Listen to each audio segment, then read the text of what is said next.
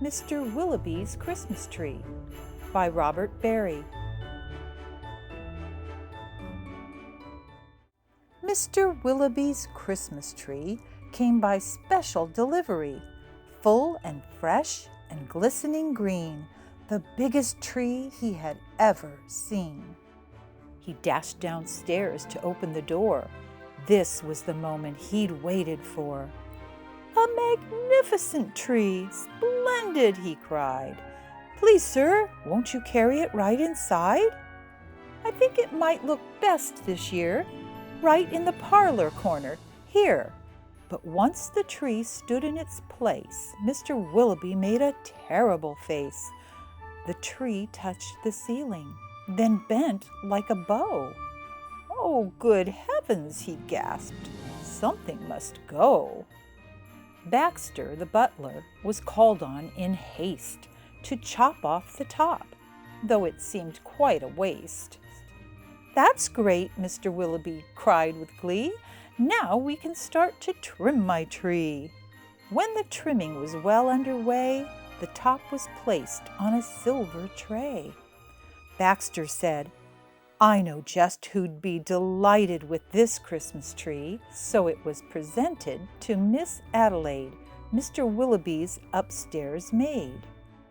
"Won't this tree be a pretty sight when I have trimmed it later tonight?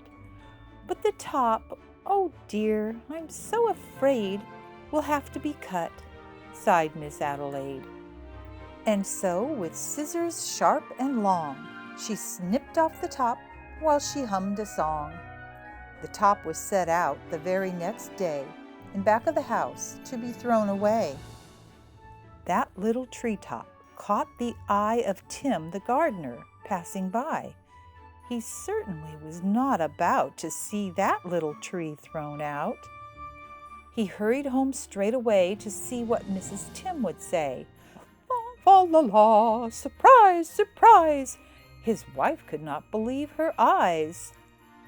"But our house," she said, "is so snug and small, I do not believe we need it all." And before Tim had a chance to shout, she cut off the top and threw it out. Barnaby Bear was padding by. It almost hit him in the eye. "Now who would throw a tree away so very close to Christmas Day? I'll take it home, that's what I'll do. Look, Mama Bear, I've a present for you." "Isn't it a pretty tree?" yawned Barnaby quite drowsily. But Little Bear, standing off far, cried out, "That tree won't hold a star." Barnaby said, "Let's cut a hunk off of the bottom, here at the trunk." But Mama Bear just shook her head and sliced the treetop off instead. "Jolly, by golly!" Barnaby said with a kick. "Mama, that surely is just the right trick. Let's trim it with bells and honey rings, some berries and tinsel and popcorn on strings." Mama said, "Trim it just as you like. I've got to go tidy up for the night. This top we won't need anymore. I'll put it just outside the door." Later on that frosty night, Frisky Fox came into sight. He spied the treetop, rubbed his chin, opened his sack and stuffed the top in. He scampered home and jumped his gate. This Christmas present couldn't wait. "It's even better than mincemeat pie," said Mrs. Fox with a happy sigh. Then the foxes saw that their Christmas prize was just a wee bit oversized. "There, my dears, don't you worry, I'll fix this top now in a hurry." Benjamin Rabbit found it then, just outside the fox's den. "It seems," he thought, "most certainly Santa left that for my family." "Look!" he cried. "See the tree I found?" With that he called his family round. Then there was a merry-making, rollicking, frolicking, carrot-shaking celebration around the tree. All were as happy as rabbits can be. Benjamin Rabbit, with his own hand, sliced a carrot and made a stand. Now let's see how this will look in our little chimney nook. But right away the children cried, "Look, it's leaning off to one side." "It's too tall, that's all," said Mrs. Rabbit. And as though it were a summer carrot, she gave it a chop and threw away the top. Then Mistletoe Mouse just happened to see that tiny tip of a Christmas tree. He pulled it through the snow and ice, up some stairs. He fell down twice. At last he reached his cozy house. "It's just the right size," said Mrs. Mouse. Then, at the top, if you please, they put a star made out of cheese. Oh, wasn't it grand to have a tree exactly like Mr. Willoughby?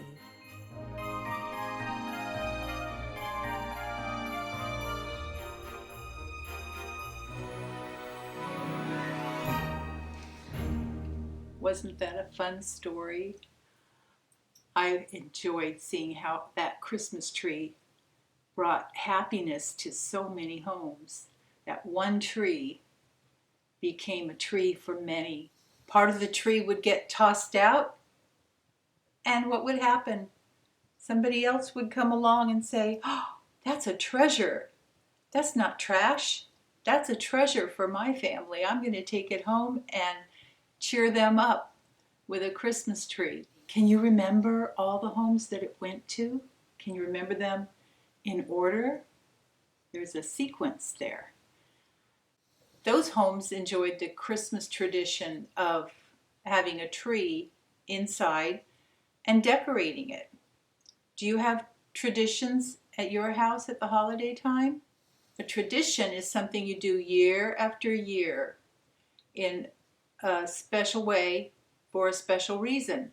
So maybe you can talk about the reasons for your traditions in your family. The tradition of the Christmas tree started a long time ago and came from a country called Germany, where they started to bring in the trees and decorate them with light, with candles.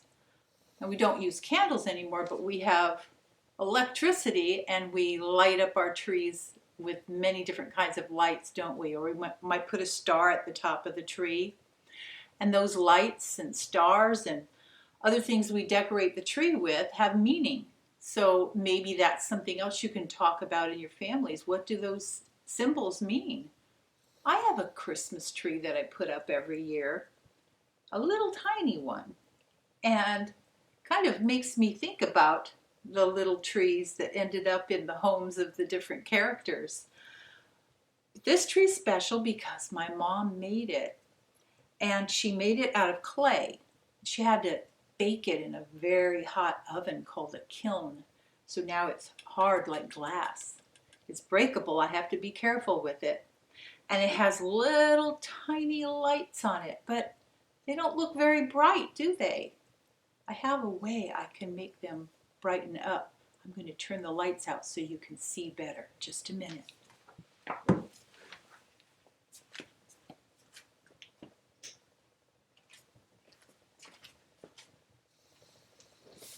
Okay, I'm back. And now ready? Count to 3 with me. Ready? 1, 2, 3. There we go. Isn't it beautiful? Now each tiny little bulb is able to be seen and enjoyed. We can see the color of each one. Would you like to see the trick to this? I'm going to show you where the light comes from. Watch. There's a big light inside.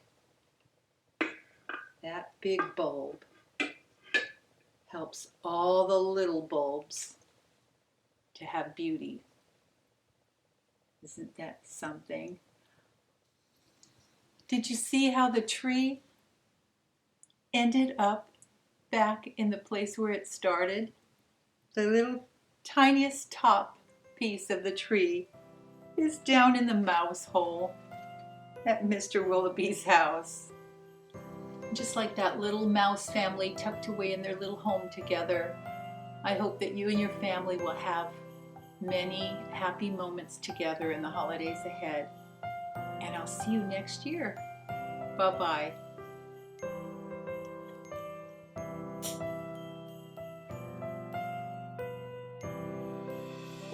Christmas tree, oh Christmas tree, thy leaves are so